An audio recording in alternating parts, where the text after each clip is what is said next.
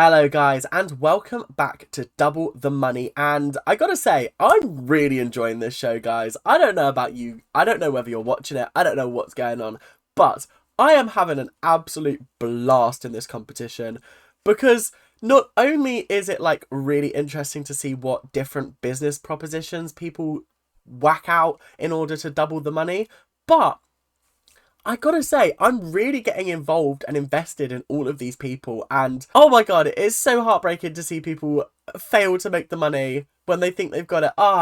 It's absolutely heartbreaking, but it is an absolutely fantastic show. So if you are enjoying, guys, make sure to like, comment and subscribe. We are on our way to 900 and you guys can get us there, so please, please, please do what you can. If you are enjoying it, you can watch on All 4 or Channel 4.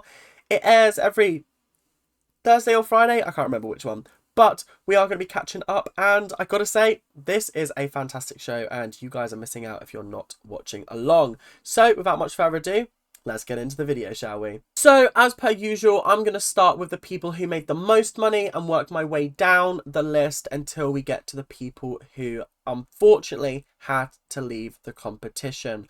As I said in my previous episode of The Fortune Hotel, I actually do like the whole duo vibe. I think it adds like an extra layer to it, adds a little bit of just intrigue into sort of like their relationships, their connections, and how well they work together as a pair. Fortunately, we've not had any severe arguments or disagreements or anything that's like really tanked any relationships yet, but I can imagine as we get further and further into the competition, it's going to get a little bit trickier and a little bit harder to work out. So, obviously, we have £500 being turned into £1,000 in 72 hours. That is 3 days, essentially. I think it was over a weekend. Some people did fantastically. Someone actually multiplied 500 by 5, over that even. That's crazy, the amount of money that they made. Some people scraped it. Some people were just short by less than a fiver, which is absolutely wild. So our first couple up is Natalie and Jack. Now their business proposition was smart, I thought, actually. They decided to go for a supper club. This probably would have been an idea that I would have kept for later, just because it's one of those things that definitely makes money. People are always looking for some kind of high-end restaurant dining experience, and they play to their strengths 100%. They decided to charge £60 a head. So really, all they needed was roughly 17 people to come, and they would have doubled the money immediately. The issue was, well, not even the issue, the bonus was that they decided to start selling alcohol and drinks on top of this £60 food price, and they made £2,626. They absolutely smashed it. Like, I cannot tell you how impressed I was by this performance. Like, genuinely, this was incredible. I was mad blown away. So yeah, well done, Natalie and Jack. You did win this week's competition, and I gotta say, I feel like you actually might be a big threat in this competition. If you keep doubling the money the way you have been, people should be worried about you, I won't lie. Especially after last week as well. I'm pretty sure you were like top 5 out of 13. So very, very well done. Another couple that people should be very, very concerned about is Kath and Lynn. Now, Kath and Lynn came second last week, but they also came second this week. And they also almost multiplied their initial investment by 5. They managed to make £2,438 just from a bingo night. I still don't know how that happened, personally. I feel like they might have run multiple bingo nights across different nights, but they charged £15 a head.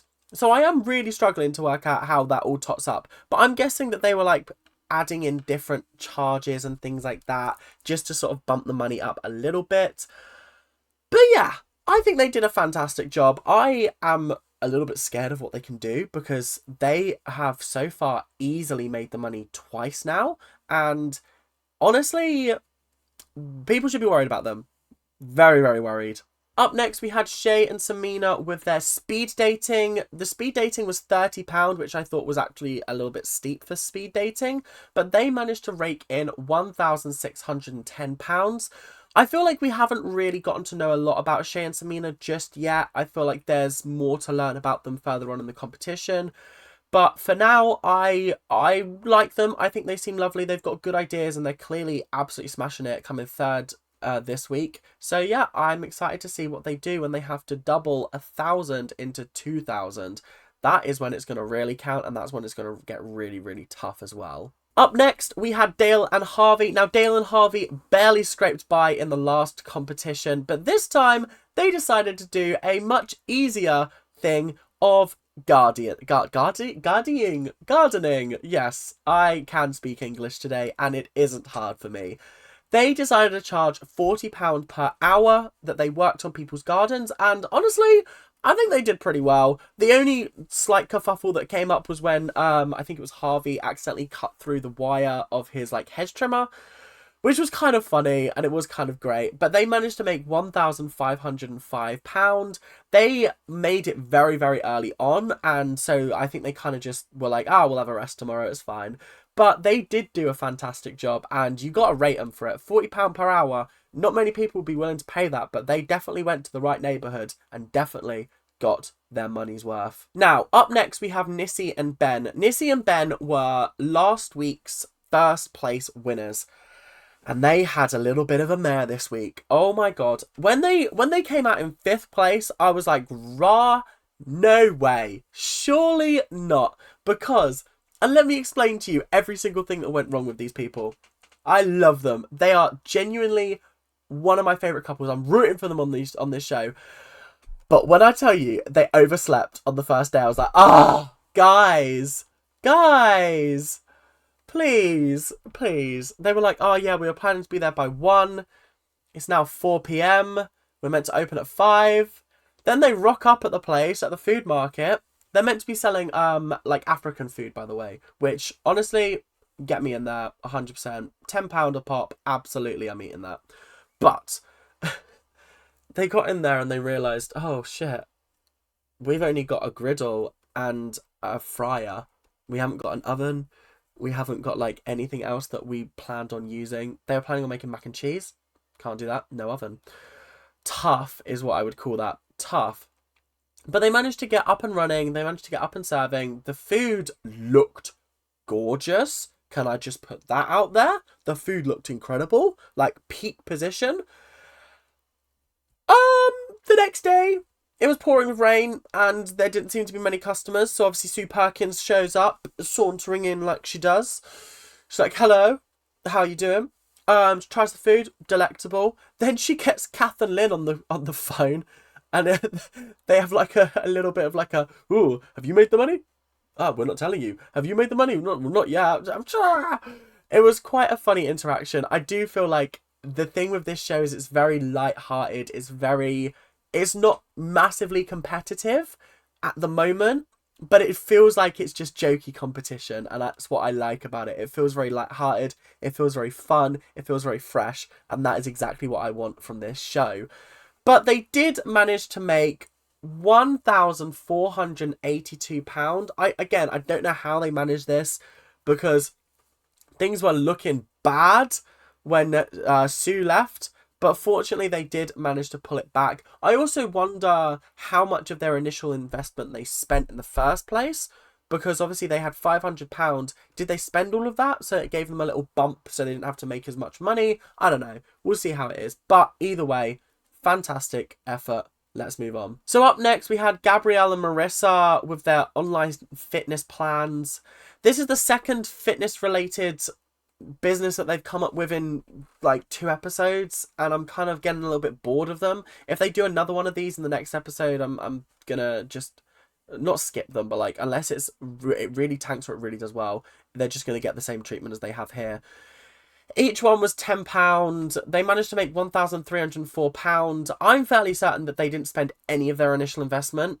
So that's how they managed to make that much money, because also they weren't making a great deal on day 1 or day 2, and somehow on day 3 they managed to make that much money. I don't know. We'll see. We'll see what happens. But yeah, I'm not impressed with their business propositions. I thought last week I was like, yeah, fair enough. It's the first one. But this one I was like, this is a bit uninspired. This is a bit boring. Like, come on, do better. Do you know what I mean? Up next we have, oh god, we have Jamie and Jeff. Jamie and Jeff, for the entire episode, I thought were going to be sent home. I was very nervous when they were like, oh yeah, we're doing homemade lemonade. It's a recipe that we found whilst we were living in India. We heard about their backstory. We saw pictures of them in India. Genuinely, these two are wonderful people. Lovely, lovely, lovely. They decided to sell the homemade lemonade for £3.50 a cup. Bit steep, but they decided to target a place that I thought would have been very, very smart if it hadn't have been pouring with rain. And I feel like this is the issue with a lot of these business ideas, is that a lot of them are very weather dependent. Wanting lemonade when it's miserable and it's dreary and it's cold outside is not on my agenda. But they decided to go to a ferry port, I think in Bournemouth, was it? Or somewhere down by the coast. And basically go up to each of the cars and be like, yo, do you want some lemonade? Wasn't going well for the first 2 days. The last day, Jeff whacked on the lemon suit and started selling the lemonade a lot more. They actually did manage to make £1,241. Again, I wonder how much of their initial investment they spent. But I gotta say, the lemonade that they made looked really nice, and I was actually really impressed with them. So you gotta put it out there. You gotta say, well done. They absolutely did smash it. I didn't expect them to be 7th. I really expected them to scrape by, but they managed to make £241 above what they should have.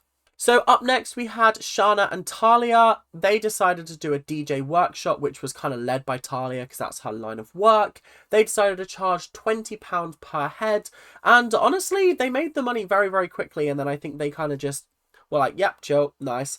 They managed to make £1,239 after sort of like a massive focus on them in the last episode. It was nice that we sort of got to see other people in this episode, but I did miss the vibes, the chill. We got to see a couple of clips of them doing the DJing, which was funny. But hopefully in the next episode, we'll see an increased focus on them as they get into their next business plan. But yeah, Shana and Talia, they did very, very well, and I was very, very impressed with them. So very well done. Radhika and Seema decided to do like a Bollywood night for their business, and they decided to charge £35 a head. They made £1,175. There was a little bit of a struggle to get people through the door, but obviously, as we know, they did make that money back eventually. And for all accounts, the footage of the actual event looked really, really fun and really entertaining as well.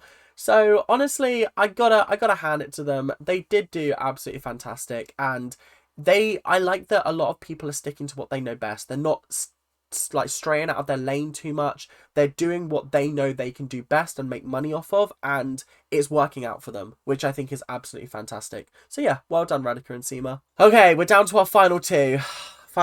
So first of all, we've got Claire and Faye, and then we've got Cosmo and Louis. Claire and Faye, I spent the entire episode very, very concerned for them. But then I spent the entire episode thinking this show is going to be incredibly cruel if they've given us their backstories and all of these emotional moments with them and really showcased their personalities and made them out to be wonderful people and then send them home at the end of it. I thought that would be really, really cruel. Their business plan was also a lemonade stand. But this time they were at sort of like a festival, like a steam festival or something like that in like Yorkshire, I think it was. They didn't make the lemonade. They kind of just bought cheap fizzy pop from a supermarket, ripped the labels off, and then tried charging £3 per cup. So immediately, I was really worried about this business because I was like, this is absolutely horrendous. What do you mean you're serving shop-bought lemonade with a little bit of mint for £3 a cup? The cups were generous, I'll give them that. I will give them that. But they also had a problem with the marquee. It kept blowing down. Then they got rid of it. And then the wind was just ruining their day. It was overcast. It was gloomy. And then fortunately, on the last day, they managed to pull it back. We did get to hear a little bit about Faye and how she was getting overwhelmed, thinking about sort of her mum. Her mum sadly did pass away a couple of months ago. Well, obviously at the time of filming. And her mum had Alzheimer's, and it just really broke my heart. And I thought, no way is Channel 4 sending her home on this episode. Surely not.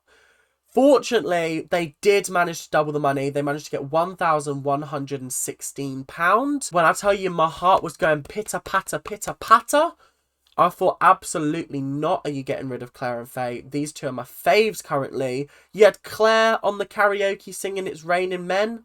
You had the Lemon Ladies, or the Lemon Girls, or whatever it's called. These two are iconic, and I want them to continue being iconic. So, please can you make the money?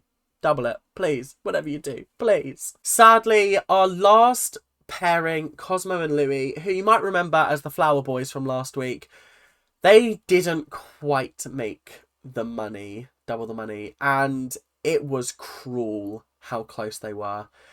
They decided to do a club night, sell tickets. They managed to get the venue for free as long as they promoted it and set it all up. All they had to do was pay for a DJ, pay for a singer, and that was pretty much it. All they needed to do was get enough people through the door and it would be fine. Now, here's where it all fell apart. They obviously sold a lot of tickets online, like 75, which I know doesn't sound like a lot, but like 75, £10 a pop, that's £750 immediately. What they didn't take into account was the fact that the website they were using takes a fee from the ticket sales. So they've done the maths, but they haven't factored in how much the website takes. So, for example, they might be selling them for £10, but they're only getting £8.50 back, which radically changes how much money they would make. Yeah. It was a little bit uncomfortable to watch, because obviously then when they obviously were like, okay, we need to just get bodies through the door, they decided to just start letting people in for free. And it turned out that they were £4.87 short of making the money. £4.87 short. If they'd have just charged one more person, they would have doubled the money and they would have been still in the competition. When I tell you these boys were crushed, devastated, dreams dead. Yeah, this show, it hit.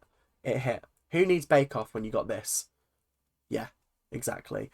But yeah, on the whole, very, very good episode. Very interesting. Next week looks an absolute treat. I'm excited to see people get more desperate and harebrained schemes come out. I'm very, very excited. So if you have enjoyed the episode, make sure to like, comment and subscribe and do all that YouTube stuff that you guys do so well. We are on our way to 900 subscribers and on our way to 1,000. So make sure you are joining the gang and joining the ranters. But until then, thank you guys very, very much for watching, and I'll see you guys later. Keep on ranting. Bye now.